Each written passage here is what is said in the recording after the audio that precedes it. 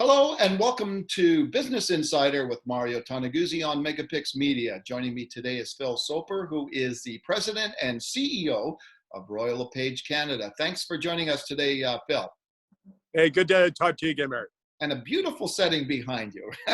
A spring day in Ontario, right? Yeah, that's Lake Ontario back there. Oh, beautiful, which is perfect for the topic we're going to talk about today. Exactly.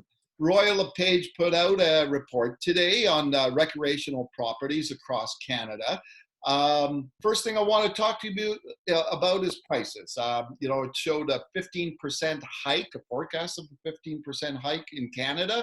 And for our Alberta listeners, 6% in Alberta.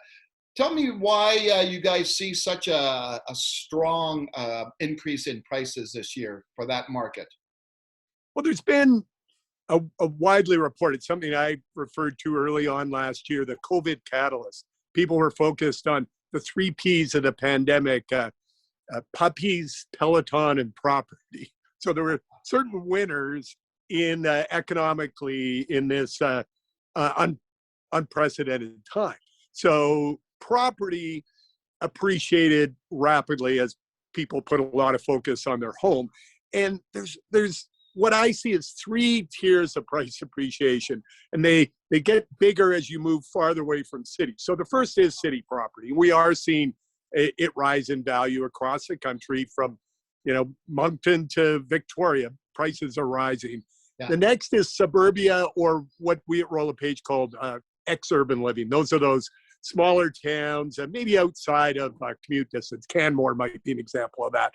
And then the third is recreational property. So you see a bump in prices in urban, a bigger bump in suburban, and a great big bump in recreational property. So yeah, it has become very, very valuable and very sought after during these strange times.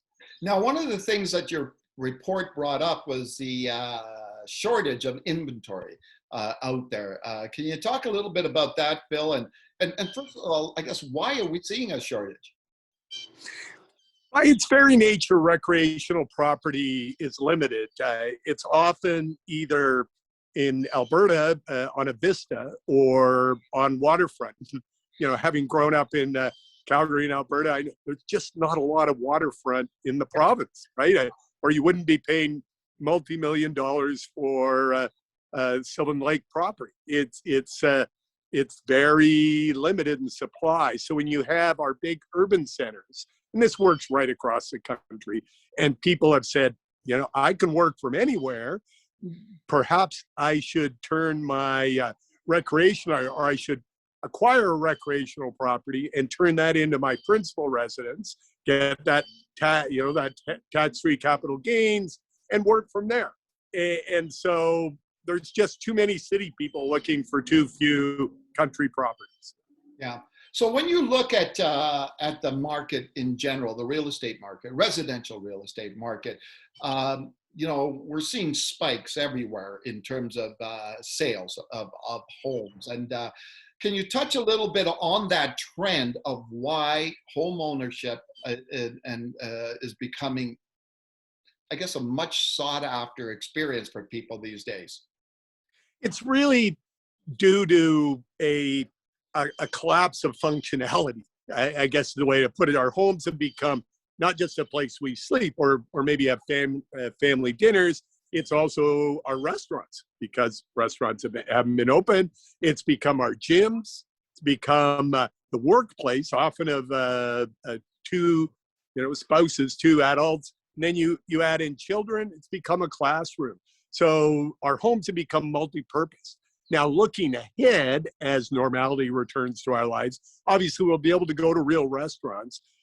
But some of those activities people are going to hang on to. At least that's our belief. The work from home trend, by our research, people are slightly more likely, or they desire, to live in a country setting than a city setting now. And I can tell you that wasn't the case if you went back just 24 months ago. Yeah, no kidding, yeah. When it comes to recreational properties, as you mentioned, more people are working from home. and that trend is going to continue, etc. What's the importance of, say, the internet for that, and for people searching for recreational properties? It's interesting. If you look at the evolution of the primary needs when someone was looking at acquiring a cottage or a cabin, a camp somewhere, it used to be, I want to understand the quality of the water in the well, or what's the septic system like. Now the number one question our people in the field are getting is, what's the nature of the internet in this area? Can I do not just downloading to watch Netflix, but uploading? Do I have the speeds that I can have a business conversation so that my boss lets me live in this beautiful spot? So yeah. Now the good news is the pandemic arrived at a time when the quality of our connectivity really was going north, and we're right on the verge of the widespread availability of 5G. What a lot of people don't realize is that'll make your phone or your mobile connectivity actually faster than anything you have at home. Yeah, that's it's an interesting trend and shift happening. Last question I have for you, Phil. As you look forward in the coming months and coming years, actually, do you foresee the trend when it comes to recreational properties just to continue to see that demand? It is demographically, recreational property is one of those sweet spots. It's somewhat cyclical. We saw this 20 years ago in the early 2000s with a real surge in demand for property. And it's really due to the age of the people who are likely to be buying it. Millennials are not a prime buying category unless it's going to be their principal residence, simply because they're putting their cash together to buy their first home. And remember, almost by definition, a recreational property is a second piece of real estate, unless it's that primary home again. But if you look at the Gen X, they are reaching the point in their 40s where they typically can get the money together for a cabin. And baby boomers, on the other end, have finally shed their kids. And we see about 5,000 baby boomers a week retiring. Wow. And many of them are saying, I just don't need to live in the city anymore. So it looks like we have about call it a 10-year period here where these two generations move through and put pressure on the recreational property market. Yeah, exactly. Well, that's great, Phil. I appreciate you taking the time to be with us today. Hey, really good to catch up again. You take care and say hi to all my friends back in Calgary. I sure will, and enjoy Lake Ontario right behind you. Thanks so much. You take care. All right, that was super. That was Phil Soper, who is President and CEO of Royal LePage Canada.